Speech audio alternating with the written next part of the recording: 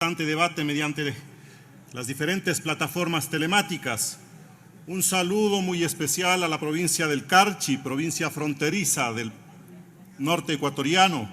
Saludo también a todos y todas en cada uno de los territorios de las fronteras que hoy seguramente debaten conjuntamente con nosotros esta iniciativa. Quisiera iniciar mi intervención agradeciendo a todas las personas que participaron en la construcción de este informe, a los actores territoriales, a la academia, a los equipos técnicos, a todas y todos, muchas gracias.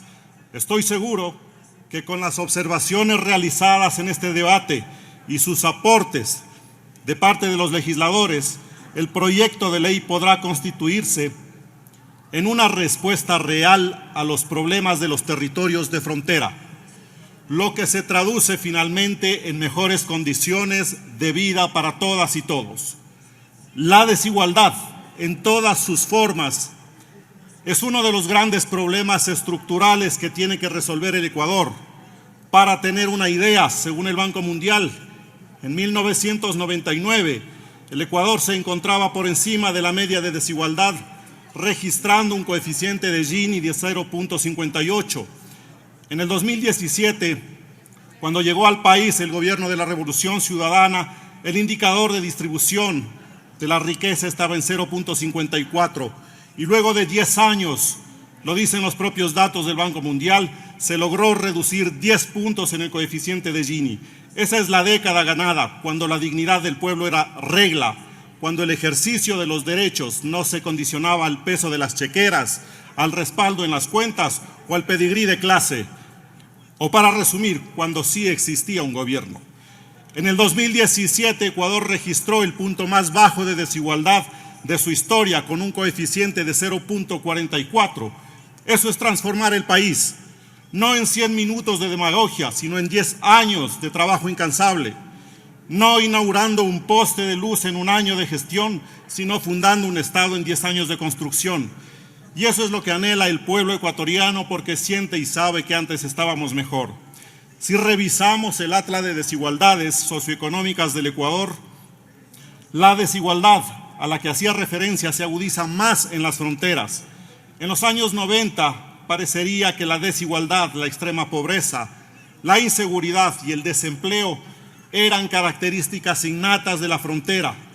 Esos datos me hacían recordar cómo la inequidad territorial nos hizo migrar a muchos de nosotros a la capital para poder estudiar o conseguir un tratamiento médico inexistente en nuestros territorios, o incluso para intentar ejercer nuestro derecho ante la ausencia de Estado. Seguramente todos recordamos eso. Preguntémonos cuántos de los presentes llegamos a Quito producto de la inequidad territorial. Al respecto, si existe duda, tal vez algunos de sus familiares o amigos logró ejercer con dignidad sus derechos a la educación, salud de calidad o servicios dignos, como el registro civil en sus territorios. Y eso es gracias a ese gobierno, al que algunos denostan cada vez que tienen oportunidad. Recuerdo, para la anécdota, colegas legisladores, que el registro civil de Tulcán teníamos la principal preocupación, no aquella de las filas largas, no aquella del retraso, no aquella de pensar cuánto nos van a cobrar los tramitadores. La principal preocupación era que no se caiga la casa vieja en la que funcionaba esta institución. Esa era la realidad a la que lamentablemente con el neoliberalismo autoritario estamos volviendo. No solo es abandono del gobierno, también es improvisación. El proyecto de ley de desarrollo integral fronterizo apunta a superar esas inequidades territoriales a las que me he referido y lograr mayores niveles de equidad formal y material en los territorios. El proyecto de ley pretende recordar que existe el Ecuador más allá de los límites de una oficina o de redes sociales. Si bien el proyecto de ley pretende superar lo declarativo de la ley vigente, lo cual terminó en un franco incumplimiento, considero que es importante pensar sobre todo en garantizar recursos para lograr que la ley se haga efectiva. En ese sentido, recordando que el artículo 298 de la Constitución de la República del Ecuador, que permite realizar preasignaciones a los gobiernos autónomos descentralizados, me parece pertinente establecer una preasignación a los GATS generadas a partir, por ejemplo, de las tasas aduaneras, cuyos hechos generadores se producen en los respectivos territorios de frontera, pues considero que no es suficiente con la disposición encaminada a aclarar el ponderado del 150% adicional por ser población de frontera.